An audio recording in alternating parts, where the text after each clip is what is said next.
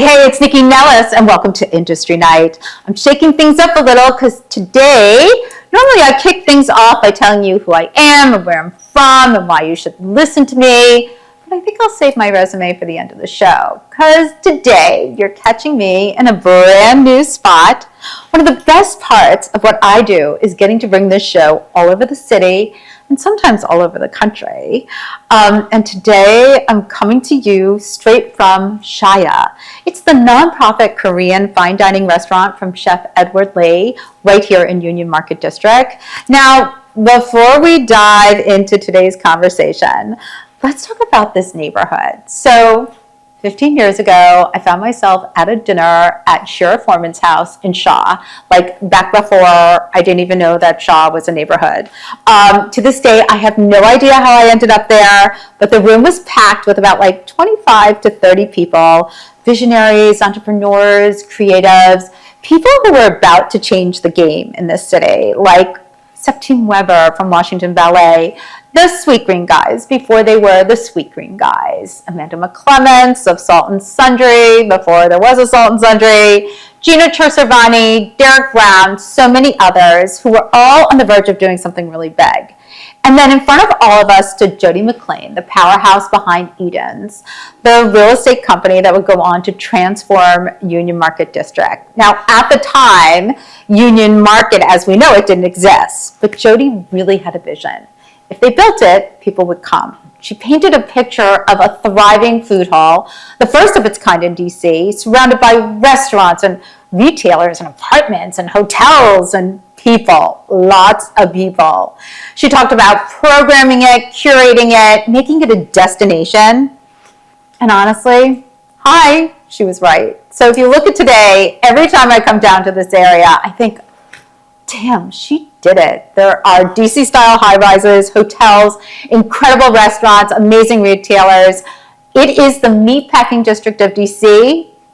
She said it, and now it is. So today, as I sit in Shia looking out at what this district has become, I can't help but reflect on how powerful the vision, the execution, and just a little bit of faith can be. And that's what I'm here to talk about today.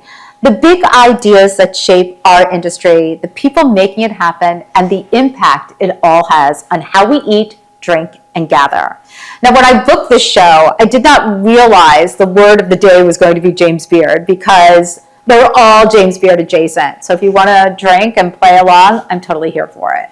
So, James Beard award-winning chef. Hello, he was just awarded the James Beard Humanitarian Award of the Year. He's a restaurateur, a cookbook author, and a real advocate for change in this industry through his Lee Let's Empower Employment initiative, Chef Edward Lee.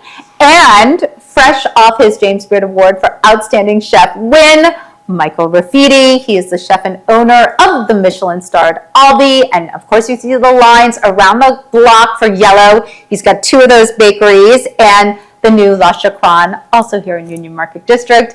And Andra A.J. Johnson, she is a James Beard nominee, and you can find her at Serenata in the Latin American market, La Cocheca. She is also behind Black American Restaurant Week, and she's got a new book coming out, White Plates, Black Faces. She is an advocate. She tells the story of people of color in the restaurant industry, and she's on the Chefs for Equality Committee with me. So, thanks for joining me on today's Industry Night. As I said in my introduction, I am sitting here with international superstar chef Edward Lee. You may know him from his TV shows. He's got one on Netflix right now called Culinary Class Wars. He's got his Yes Chef, which is an amazing show that if you haven't seen, you should check out. And again, I'm going to be saying James Beard a lot during this show, so every time I say it, just drink, because he is a James Beard Award-winning chef. He was just awarded the James Beard Humanitarian Award, Humanitarian of the Year Award. He's a restaurateur, cookbook author, an advocate of change, especially for this industry with his Lee initiative. And he's got this gorgeous, beautiful restaurant here, Shia, here in Union Market District. Chef, thank you so much for joining us today. Thank you. So I just want to talk to you a little bit about sort of, you started in Brooklyn, you went to Kentucky. I want to know, you tell that story a lot, so I don't want to repeat. But for those of you who may not know it, why go from the streets of New York to, the South? That's what everyone does. Huh? That's what everyone does. No, they don't. No. I'm from New Jersey. I didn't stray. So tell me. It's a long story. So grew up in Brooklyn, cut my teeth in the business, working summer jobs all through my youth. Mm-hmm. I opened a restaurant. I was 25 and I found this really cheap real estate in Chinatown on Mott Street. And so I opened a restaurant. I was 25, actually. I was a little too young. But I opened a little ballsy. Yeah, but back then you could open a restaurant really cheap. Not like these days. Not like these days. So we opened this small restaurant, like a little 25-seat restaurant. Really, really, on the cheap, and did well. And what were you serving at that restaurant? It was weird. It was Korean food, but it wasn't really Korean food. It was like... Were you shyer back then to lean into your Korean roots, or were you excited back then to do it? I was both excited and completely terrified, and did not have any experience and didn't know what I was doing. And so it just is a combination. And I was so naive, I didn't know what it took to open a restaurant. So I probably, had I known exactly what I was getting into, I probably wouldn't have done it, which is, sometimes there's a benefit to being naive about things, because you just jump into it. I also think failing up is good, right? Not necessarily failing, but trying those things and being okay, I've learned, here's what I do. Yeah, I mean, honestly, that's where I learned. I learned plumbing. I learned how to fix refrigerators. I learned how to wash dishes. Because when you have a small restaurant and no budget, you just do everything. So, right. I did that for about 4 years, and then actually 9/11 happened. It's terrible, and then I lost my restaurant, lost everything. It was starting from scratch again, because all the money I'd saved kind of went to all this stuff that happened, and then. I just took some time off, and I'd grown up my whole life in New York, never left New York really, except for once going to Disney. And then, so I just rented a car and I drove around the country, and I just wanted to see all these parts of America that I'd never seen before. Before you jump into a new restaurant project, which takes years out of your life. And I just did that, and I wound up in Kentucky for the Derby, and probably had a little too much bourbon. And it spoke to you? It really spoke to me. And bourbon can do that, I hear. Yeah, it does.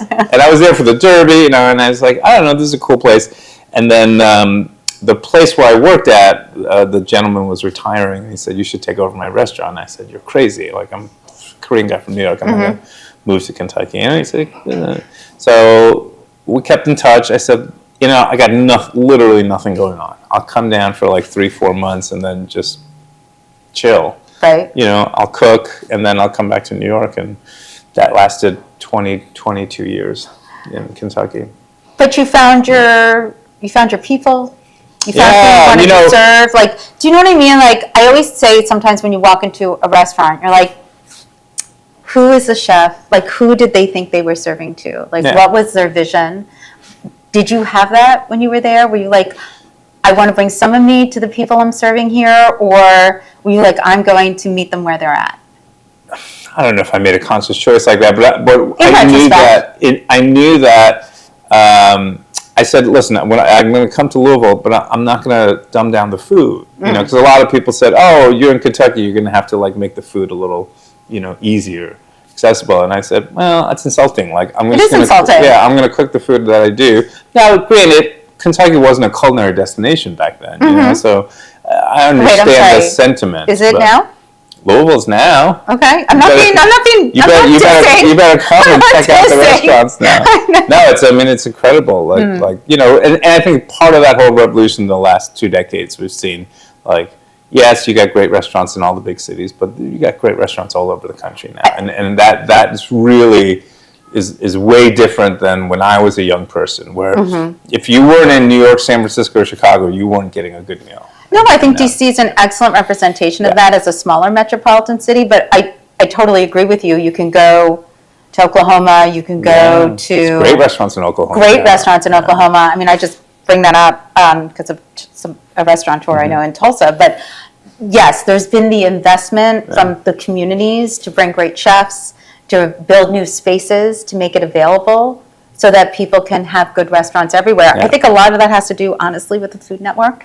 Yeah, I think as an food education, media. as an educational tool, people are like, well, I want to eat well, It's a small anecdotal story, but after 9/11, a lot of New York chefs moved back home and decided, I'm like, no one's ever actually done a story on this. You should do it. Okay, thank you. So many chefs that I've met anecdotally all over, like, I was in New York after 9/11. I moved back to Michigan, opened up a fancy restaurant, and moved to Tallahassee. Like, there was a massive migration, and I really think there was a small, and myself included. Like, I moved to Louisville because of that, and was able to just quietly cook for like 5 years there before anything happened media-wise. And it was a really beautiful time for me where it was just me in the kitchen with like 2 other people. And there was no media, no one watching me, no one breathing down my shoulder, no food critics, like just able to do what I want to do. And I found my peace there. I found my calling. And,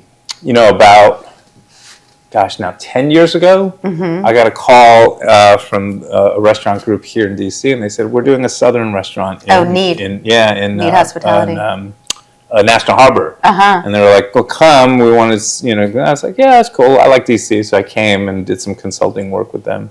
And then we just got along, and I ended up loving this city. And they were like, we're opening another succotash in Penn Quarter, but it's 9,000 square feet. And I was like, you're a big nuts. Restaurant. And so they were like, do you want to move here? And I was like, I don't know.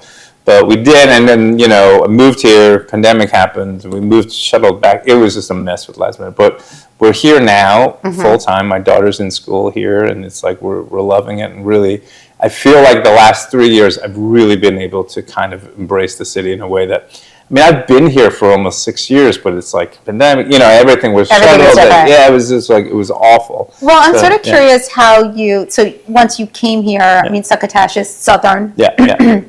And how you I want to talk about 2 things quickly. Like, I want to talk about the Lee Initiative because we were saying this off air before you came in. You started it in 2018, but the pandemic was like a proving ground for what you're doing, right? So can we talk a little bit about why you created the Lee Initiative and how it's evolved to what it's doing now? I had a co-founder, and we originally created the Lee Initiative, and it was in the wake of the Me Too movement, and we wanted to do something, impactful, long-lasting, and really like let's do something positive for the industry and get it while there are those that need to root out the evil in the industry, like let's do something positive. And so we came up with this sort of women chefs empowerment program, that's really trying to take young female chefs and show them a path towards leadership, right? So that every statistic shows the same thing. It's like when you look at entry-level positions in the restaurant industry, it's a lot more even men and women. As you go up the ladder to head chef, to owner, to investor, you just see less women, more men. And so for a variety of reasons. It's not just access to money, it's also quality of life for a lot of women, especially for mothers. Yeah.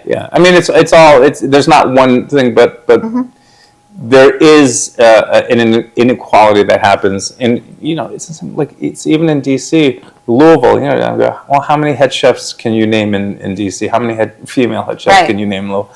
Not a lot. And so even as though we have this, we're a decade into the Me Too movement and all this empowerment, there's still an inequality, and so we do things slowly, quietly, sort of in the background. We have programs. We do things that really we think will make a difference, but it's a long-term investment. It's not something that happens overnight. And with this restaurant, it's a nonprofit. You came to the Union Market District and why do a nonprofit? How does a nonprofit restaurant function and work? And can you tell people just a little bit about the structure of that? The funny thing is, as most people will know, most fine dining restaurants are nonprofits anyway. I know. But we thought, razor thin margins, right?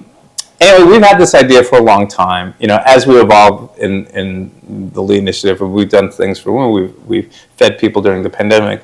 And, the one piece of the puzzle that we never addressed was kind of sustainability issues. And so we had this opportunity, and we thought, why don't we do something where, and I don't know, there may be other restaurants. There are other restaurants that do it. Not of this caliber. Yeah, I did my homework. and I've looked around. I haven't really seen. I said, I want to do a restaurant that just is really a think tank and then experiment to see how we can be more sustainable and how can we create a roadmap and a blueprint for other restaurants. And it's not for like fancy restaurants, even though this is a fancy restaurant, but we're doing it because it's small and we can wrap our heads around it. But there are restaurants in Illinois and Kentucky and Oklahoma and Texas and in Nevada and there's millions literally of restaurants, and they all want to be a part of this movement to be more sustainable. Not everyone has deep pockets and a deep investor to go, let's do this. So we're trying to figure out, okay, as we get into this era where restaurants really need to, we got to start eliminating plastics. We've got to get away from fossil fuels. We've got to do all these things. How do we do that in a way that's practical and affordable, so that it's not just a thing that you can do that's It's not a marketing tool.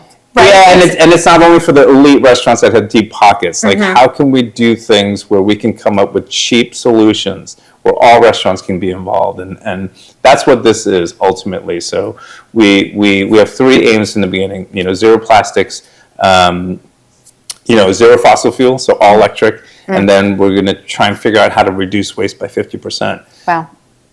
We do that, and then we write papers. So we're not doing it to pat ourselves on the back. We're doing it, we're going to write papers on it. We cost and analyze every week.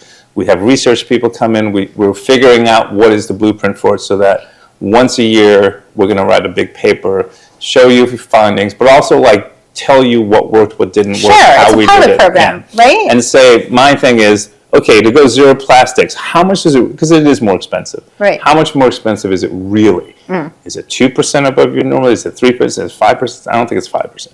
Whatever that cost is, and we're every month we do this, we're kind of getting a better image of it. At the end of the year, we go, okay, let's say it's a 3% increase in the expenditure. Is that a cost that you can pass off to customers and do a 3.5% or 4% increase on the menu? And pass on the thing. Now, if you can, and that includes labor costs. I'm gonna put a pin in you, because if we go down this rabbit hole, I'm never gonna bring on the other two guests, and I'm never gonna do the panel discussion. But I do want to discuss this at some point. So I'm gonna put a pin in you. Okay, that's fine. I'm gonna see you over there in a couple minutes, and I'm gonna bring up Chef Mike. You got it. Thank you. Again, I'm bringing up James Beard Awards because everybody here is involved with the James Beard in some way, shape, or form. So drink, this is your moment. Fresh off his James Beard Award for Outstanding Chef win, Chef Michael Rafidi. He is the chef and owner of Michelin-starred Albee. If you've noticed the lines outside the door of the two yellows, one in Georgetown and one here in Union Market District, those are his two. And the new Good Luck Getting a Reservation for La Chacran, which is upstairs from Yellow across the street. All here in Union Market District. Thank you so much for joining me. I know you're super busy. And I appreciate you not just talking about what you're doing and how you're doing it, but also, taking part in this panel afterwards. You and I met a long time ago. You were working for Michael Mina. You've cooked for a lot of other people, working on French cuisine or modern American cuisine.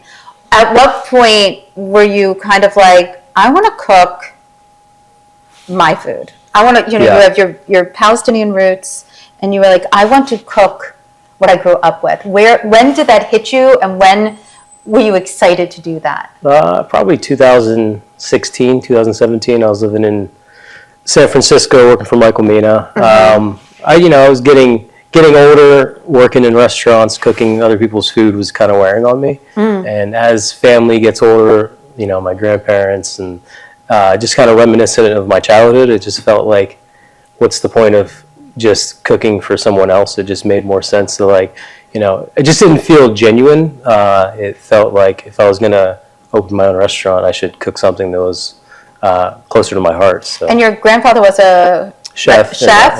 In D.C. In D.C.? Yeah. Where was he a chef? A couple different places, but he moved to the States in 1949, and he was a sous chef at the Omni Shoreham Hotel in Woodley Park. Oh my God, for no 10 kidding. years. Then owned a bunch of little delis and restaurants throughout Maryland, Virginia. So I grew up. He was already retired by the time I was like interested in cooking. But Did he try to talk you out of it? no. Oh, okay. No. No, it really was. He saw the passion, and I saw the passion in him as well. Right. The excitement for cooking was never like a negative thing going into the restaurant business. And with the food, so when you had the vision for Albi, so Albi was one of the first of all, Albi opened like how long before the pandemic, or did it open? 3 weeks before. That's what I thought. 5-year anniversary is next week. Oh my God! Congratulations. Thank you. That's amazing. But you had a vision. You had the pandemic. Yellow was Yellow supposed to be a part of it? It was going to happen a year after Albi in the same space as a pop-up. Right, but then you wound up using that for PDR, like we opened Yellow 3 months after Albi, and instead of opening it a year later, we opened it 3 months later. Okay, because you needed it. Yeah, it saved the employees. It really saved the restaurant. Honestly, like we started putting chicken and pita sandwiches versus on a plate, and it just made a lot more sense. So that it just moved so much quicker. Yeah. But so with Albi, can we talk about sort of the initial concept, Michelin starred now, how it's evolving and evolved, and then same thing with Yellow.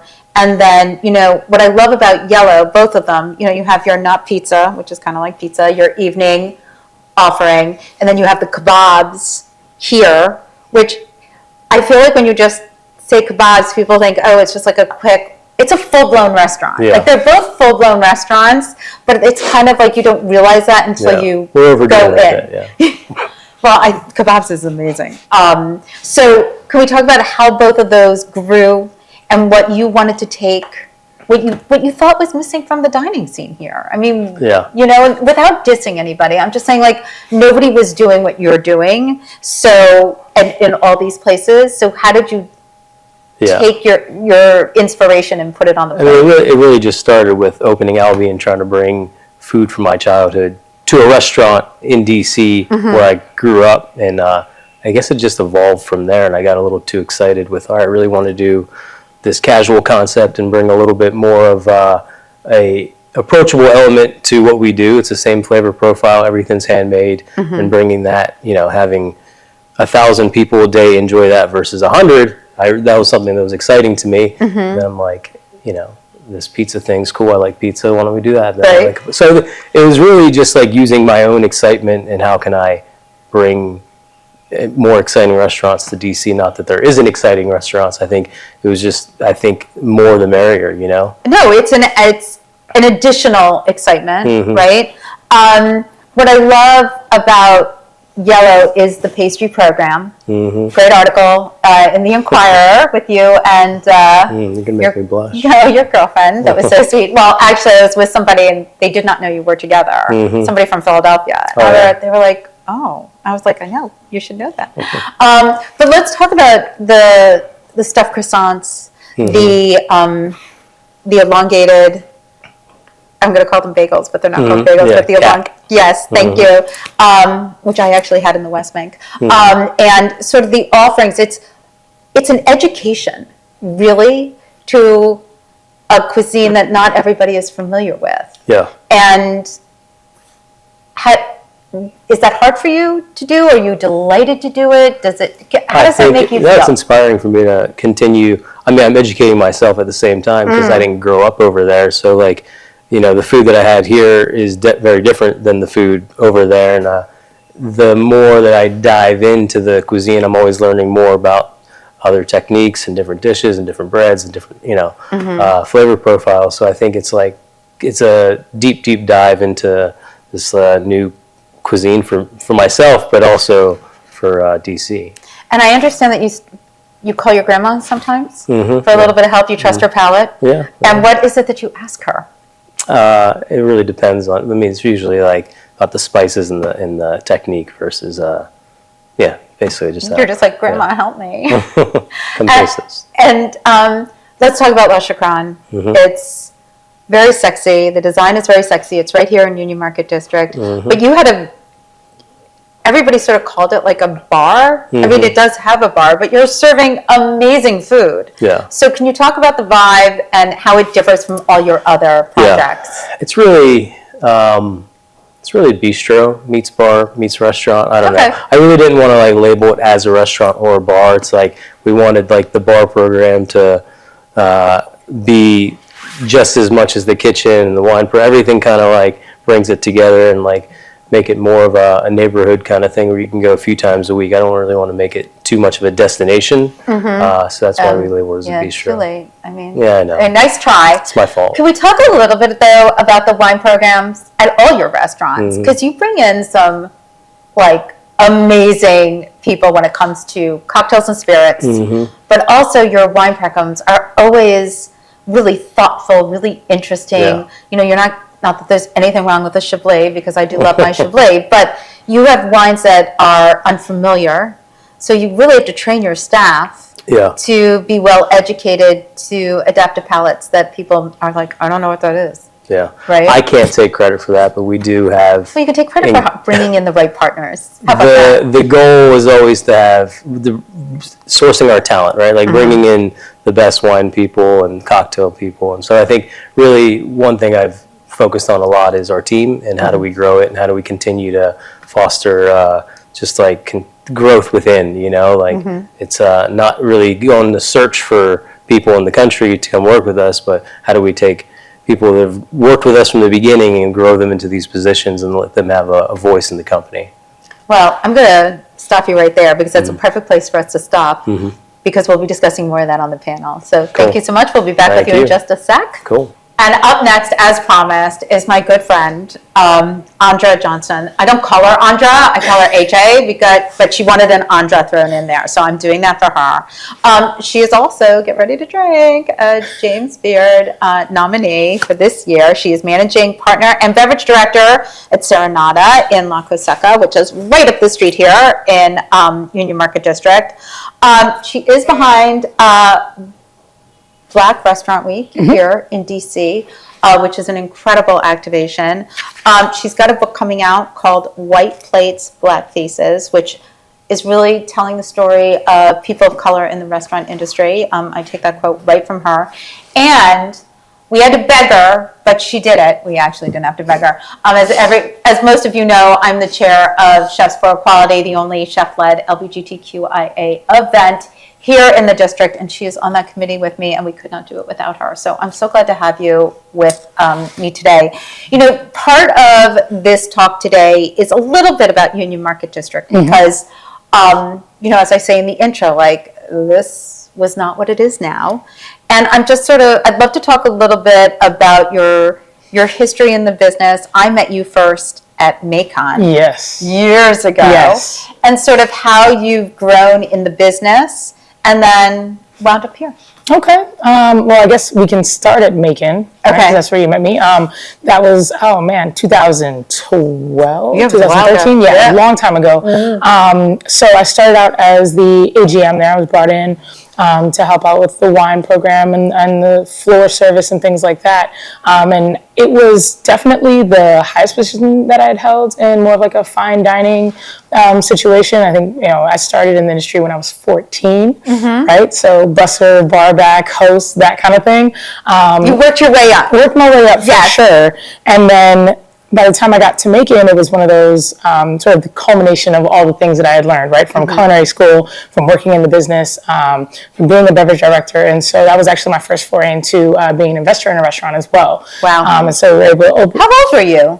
27 when I invested in that. Good for you. Yep. And so we were able to open a back bar there, and that was a lot. It ended up being a lot, right? And I really sort of got the full-blown experience of what it meant to actually be in this business. And what I found was that it was super lonely, right? I was working service, I was opening, I was scheduling, I was doing all of the payroll, I was hiring, I was firing, I was making sure the orders were in. But were you doing all those things, in retrospect, because you said, I can do it all? You know, because as women, especially when we're young, we're so afraid of asking for help. We're so afraid to delegate because we're afraid that people will think that we don't have the chops to do it. So in retrospect, as you took all those things on, did you take them on because you were like, I can do it all, or because you had to do it all? Both. Two things can be correct in this scenario. It's 100% a double-edged sword. I knew at a very young age that I wanted to do this, but I knew that I wanted to know every single part of the business so that it could run no matter who was there as long as I was there, right? And so, yes, I think that is why my rise to management positions and things like that was super, super fast. It was because I showed when I wasn't a manager that I would stay, that I could do this, that I knew how to change. You'll take up the trash, you'll change the light bulb, right. Whatever it is I will do. I knew that I could do that, and I showed that I could, and so things were just sort of left in my control. I think that there does become a point where people say, oh, she's got it, and just leave it at that. Well, I'm going to tell you something that a girlfriend of mine said to me a while ago. I was talking about, sort of my family, all the work I do, the entertaining at the house, and, just sort of like my disbelief that people couldn't see all the work that went in. And she said something to me, and I really think about this a lot, and I'm saying it to you because I think it's true. She's like, you just make it look so easy. And I think when you do it effortlessly, people are like, well, it can't be that hard for her because she enjoys it. Oh, it can't be that hard for her because it doesn't look like it's that much work. Oh, it can't be that it's effortless, so therefore that part's missed. Do you know what I mean? 100%. 100%. You just make it look too easy. Yeah. You know what? And we can get into that later as well. But it wasn't easy, right? It was really, really lonely. And that's where the idea for White Plates, Black Faces came from. Right? It was going through, like the Washingtonian 100 came out, and just sort of going through it as a investor, as someone who's operating a restaurant, who's also the general manager of said restaurant. I'm just going through like, okay, cool. Like, let me see who's on the list. I saw a lot of friends, which was cool. But I think at the time there was one Black-owned restaurant, and then one Black executive chef on that list. And I said, interesting. And they were all at the bottom. It was like number 75 and like number 95, something like that. And I was like, that's interesting. Because I'm out here, running expo and serving and doing all this. And I'm just like, we're not here. And so I just put out a little question on Facebook that was like, hey, has anybody been doing this for 10 plus years and feel like they've been stifled in this? And the response I got back was insane. Right, from people that I knew, people that I didn't know, that just wanted to, and I just wanted to talk to them about, like, why do you think that you are where you're at? Because I know how I got to where I'm at, and it took a lot, but I did have a lot of opportunities. I had a lot of support from my family. It was, something that I was never pressured to go into anything outside of something that I wanted to do. And I do understand that for a lot of people that look like me, that's not always the case, right? And so it was just really interesting being able to dive into that. And that's sort of where the idea for the book came from. It was to really sort of then take what we have and where we are right now and go back and see why this is not happening at the same rate as other people. Well, and so my question sort of to you is, and then I do want to get into what you're doing at Serenata, because it's a very impactful bar here in this city. 2012 to today, I don't think the visibility of people of color in the hospitality industry has risen. I'm not saying they're owning restaurants and our chefs, but the visibility of people behind the bar, people in management has risen. Also, and I think it dovetails together with, because there's still in this city, critic, for lack of a better term, there's not a lot of food writers, whether it's Washington Post City Paper, who are Black or a person of color, there's not, but there are influencers. And there are a lot of women out there who are being really loud in a good way. And I think giving and elevating those in the industry who have not been elevated before. So do you see a little bit of a difference? Little. I I do. Okay. Honestly, I do. What I do see a rise in the representation, whether it be from people behind the bar or service leaders and things like that. Definitely in the wine game, I've seen a lot of Black Soms. A lot of Black Soms. Yes. Which I love that. love because we've been here. Right. We've been here and running programs. But what I will say, I mean, I made a statement a few years ago about there not being food critics for just like the mom and pop shops, for the go-to neighborhood on the corner spots. No, but then you have that guy. Who was that guy who came a couple weeks ago or a couple months ago? He's an influencer. national. Keith. Yes. Keith Lee. Yeah, And then yeah. you're like, trash places. Well, okay, so time. That's not what I'm talking about, know, though, right?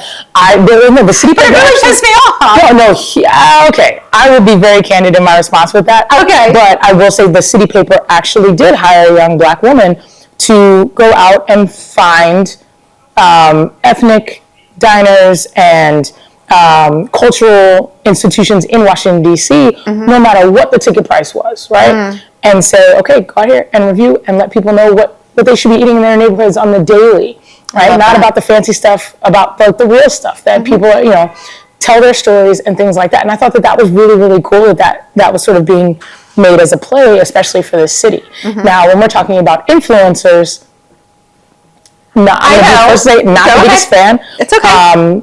If you want to speak on, It's also a double-edged sword. If we want to speak on that specifically, I mean, Keith Lee was a MMA fighter before he started doing Instagram stuff. So like, I'm not a huge fan of it. I don't like the whole get up and I'm going to give you all this free stuff and you say really nice things about my place. Come through and have a great time at my place. Right. And then let's move from there. And I don't think that should be something that's like people should go or not go, because people have never worked in a restaurant before. They've never in the ways that the foundations are not there. Agreed. And I think that's the most important part. You don't necessarily need to be a food reviewer. You could be a food influencer. You can be someone who just says, "Hey, look, I had a really great time here, and I'm sharing it." Just a food advocate. Yep, and that's what I love. Okay, so let's talk about Serenata. For people who haven't been to La Corsica, can you explain sort of like what it is and the feel and the vibe, which is fabulous, and what you're doing there? Yeah, for sure.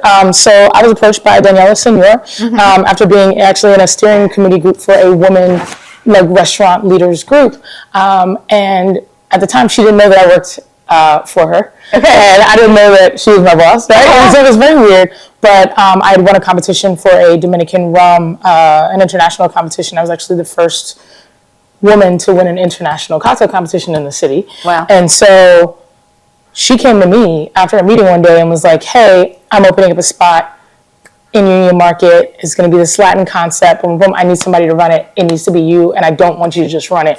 I want you to do this with me. I want you to be a part of this." And I was but she's such a boss babe. Swoosh, right? I love her. Yeah. I will put it in the show notes. I did a show with her like a year and a half ago, and it was amazing because she's ahead of her time. 100%. Yes. And so I said yes. She told me the concept, her and other partner, Juan Coronado. Their whole thing was just like, hey, we are going to be in the center of this market. And so instead of having one particular Latin country to call back to, the name of the concept is going to be Serenata, which is that very sort of romantic vibe. You're taking your guitar to a woman's window, right, and you play your song, you serenade, and if she comes to the window, you're good. Right. But if her brother or her father comes to the window, you better run because it's going to be no good. And so my goal from, opening date October 10th, 2019 to today and tomorrow and beyond is always to bring the folks to the window. I want to represent the countries as best as I possibly can, right? As many as I can in a year, as many as I can get onto a menu. And when people from those countries come in, I want them to be like, "Oh my God. I know that. Okay, yeah. This feels good. You know what I mean? Exactly. I recognize it. I want them to come to the window, right? And so, that's from everything. That's from the way the cocktail tastes, regardless of my interpretation or twist on it. That's the explanation of the cocktail. It's definitely the spelling of the cocktail, right? And making sure that everything is exactly in its point.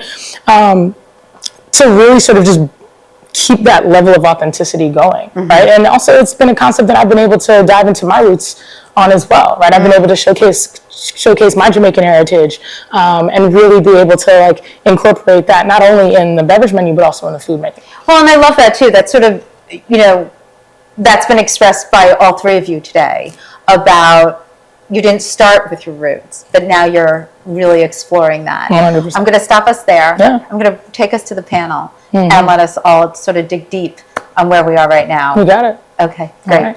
So now we're to the panel portion of the show. One of the reasons why the show was booked today was not just to be in Chef Effortless's gorgeous restaurant and talk about each of these people here and who they are and what they're doing in the Union Market District, but really to talk about sort of the state of what's happening in the industry right now. There's a lot going on, not just because of the change in the government, but also what's happening for people dining in this city. And you're all doing different things as a way to continue with hospitality. And I kind of want to start there.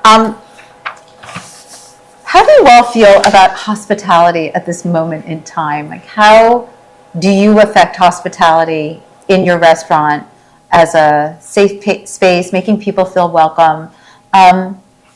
Chef Effortless, I'd love to start with you and sort of what your ethos is at this point. Listen, to me, hospitality, I grew up I'm older than you all. So I grew up You're not older than me, but thank you. in a different place in hospitality. And I think, I don't know, I always return to my roots. And I know that there's so much technology now, and there's so much streamlining of hospitality.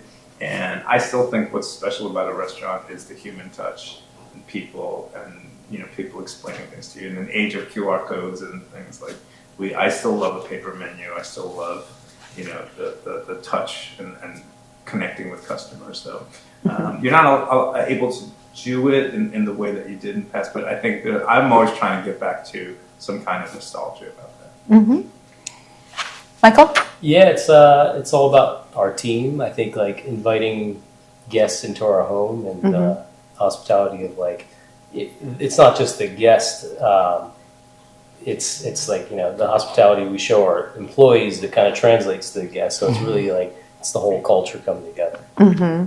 Well, we were just talking about sort of reservations versus not reservations, or not being able to get into, Shia or La Chacran, and, dealing with unhappy clients or patrons or consumers.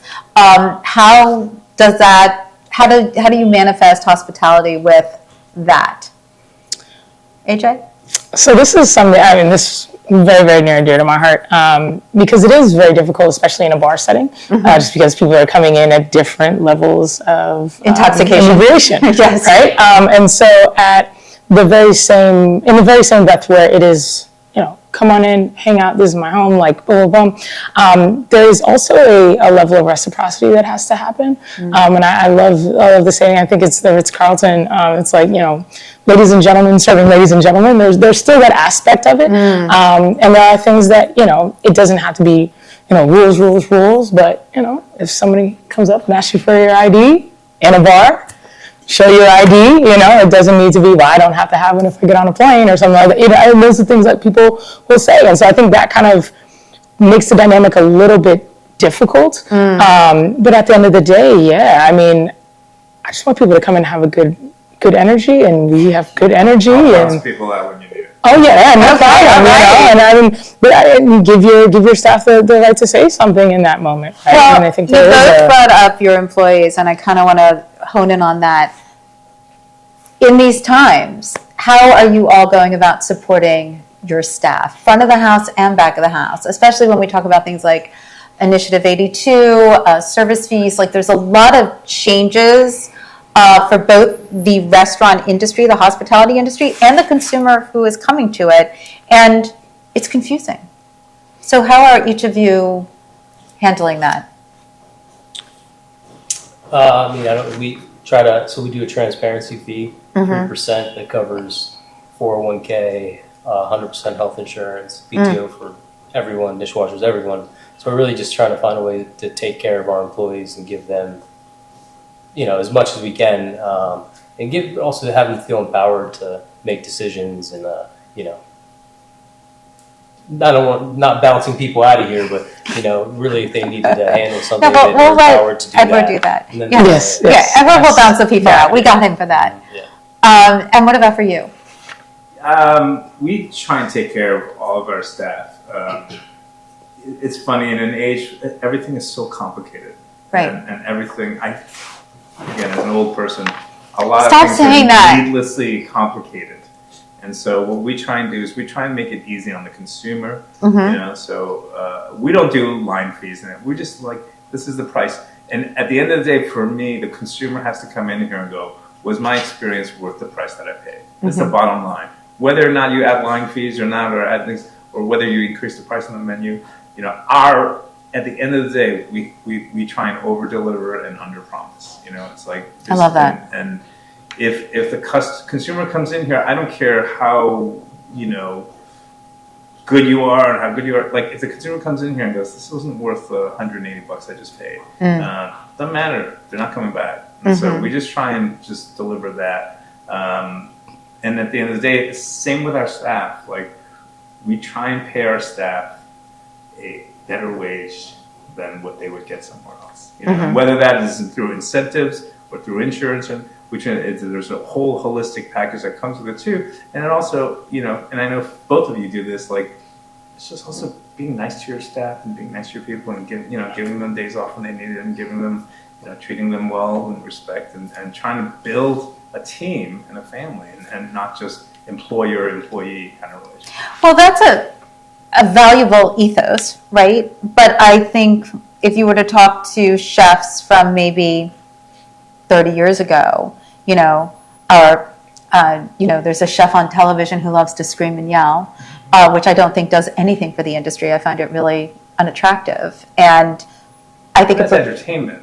Right, but that's entertainment because we know that that's not what it's supposed to be like. But the layperson doesn't necessarily know that. They think they may find it entertaining, but is that what they really want back in their kitchen? Is that how they want another person a person of a higher level to treat people who are learning or in the kitchen or executing? Like, I would never want to see that personally. I found the show really offensive personally, as you can tell. I don't want to put somebody yelling at me. I mean, I work really hard to communicate well, and it sounds like all you do too. So with at Serenata, with the people who you work with, empowering them, providing them the ability to say to, I think you probably have to deal with maybe customers who might be a little more rude, given it's a bar, than perhaps these two. Although I bet when people are unhappy and they can't get in, they don't, check that disappointment at the door. So how do you empower your employees at this point?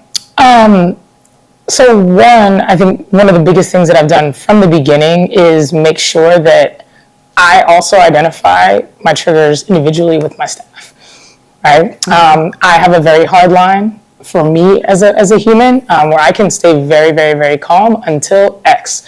And my line is cussing. I don't care if you're cussing at me or just cussing in general about a situation. If that is where you're at, then we no longer have to be about this situation. And I always try to figure out what that line is for my staff. And then let's figure out how to get past that point. That's something that I love building individual relationships with people.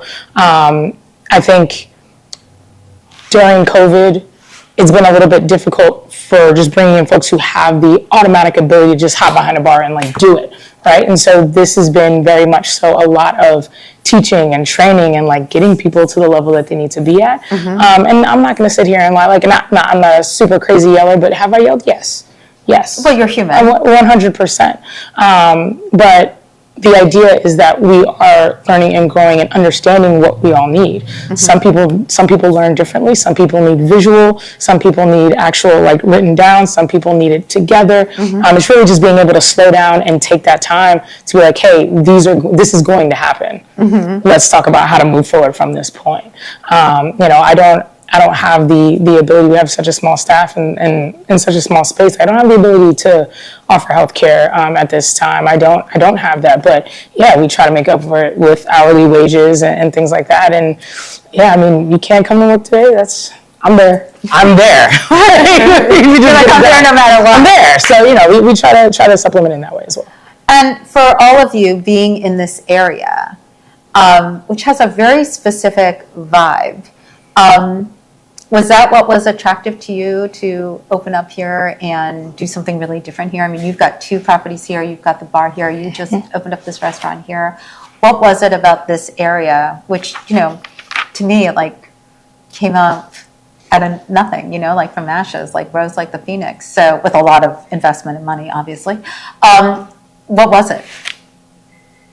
For me, I just, I like the fact that it wasn't a new building. I thought the whole area had culture and some historic DC to it. And, Albee's in a brand new building, and I never wanted that when I was looking for Albee. And this project came up, and it kind of reminded me of some like back streets in Beirut, and it was like this felt like the perfect building for a bar and a cafe. So yeah, just fell in love with that. And with your nonprofit restaurant, having partners to make it effective, how do you go about doing that? And how do you let the consumer know when they're here? Because I know you're not the kind of person who's like going to lecture people, but what do you want them to walk away with the understanding? Aside from a delicious meal. Yeah, I mean, we want them to walk away with a sense that a restaurant can be greater than just having a fun meal. You know? And we don't lecture people. Like, honestly, our policy here is you ask us questions, we'll answer them. But we don't, you're not here to be lectured. And I think that's the first, lesson of hospitality. But it's been great here. I mean, Jodie McLean and EDENS and the whole group here has been very, very cooperative with us, and it's been a great partnership. And yeah, I think there is a sense of, it's weird. It's like we're in DC and it feels like DC, but just this neighborhood, because it's so old, it's historic. It just has a different feel to it. Agreed. There's a lot of people walking down the street all the time, and there's old businesses still here, and there's new businesses. It's really fun. I think it feels like the city. Like it is DC, the city, but if you were to go to downtown DC, that doesn't have the same sort of city vibe. I feel like it does here. Like when I'm here, I'm like, this is the city. This is what it feels like, and I love that. Yeah. And there's so many. It's so diverse, and there's so many interesting things, and there's so many things happening down here. I just love what's happening here. Okay, lastly, because I know you're all very busy, I'm not asking you to look in a crystal ball, but we're in February of 2025. What are some of the highs you're looking forward to for yourself, for your companies, for the community this year? I'll start with you. Ooh, highs. Yeah, I don't want to go lows. That's not easy. Lows are easy. We can all do that. I'm really, really excited about this new spring, summer coming up. One, because of new restaurants and people have come in and really sort of ignited a new energy and passion on this little Foursquare sort of situation we have going on. I was here in 2019. I was here before all of you. No, but it was a struggle, right? We were talking about La Cosecha. The whole entire back wall was drywall. We were the only thing in there for a year and a half. And so just being able to collaborate and, get out of work and walk down the street and go get something super, super fun and really different that you can't get anywhere else.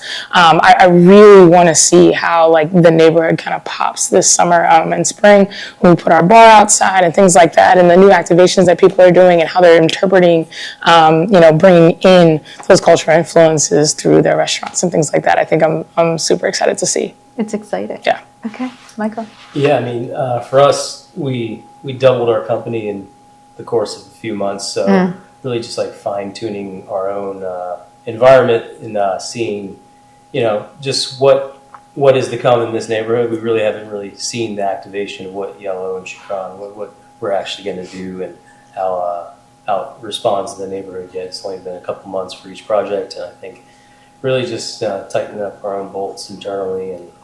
But you do a lot of collaborations. You bring in a lot of different You do? No, we do a lot, yeah. We just keep it fun. Just keep it exciting, Yeah.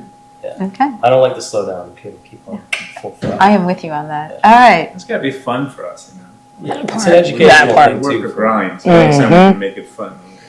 Well, I think that's a good point about the collaborations, right? Yeah, so when you're cooking with somebody else, you're learning. It's inspiring. Sure. Yeah. It's exciting. Every chef we bring in, I learn something from, but also, that young cook who who's never seen that cuisine before is like, it's an educational purpose. For New that. tastes. Yeah. 100%. I love that. I'm Edward. just enjoying the ride.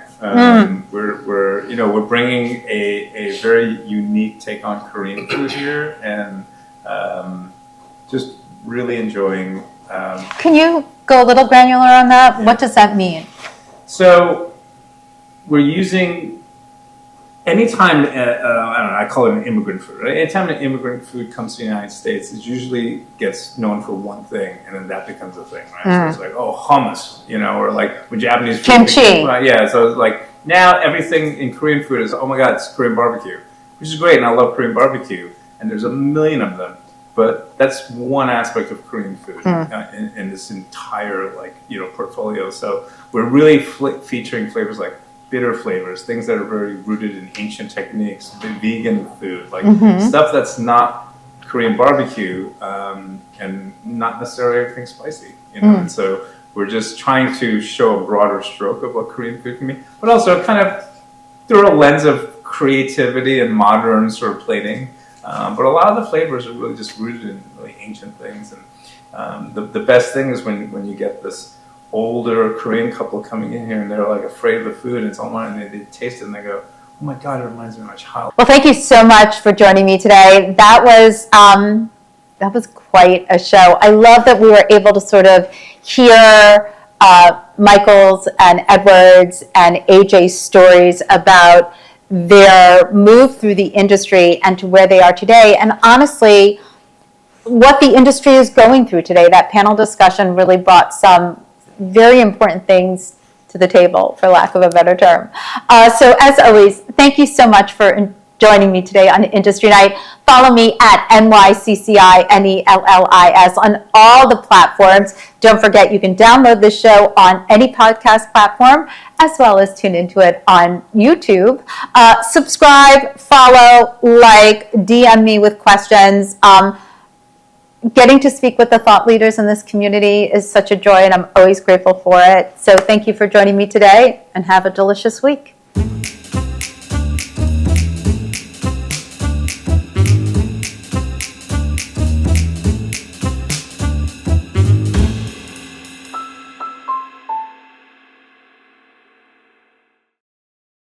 Produced by Heartcast Media.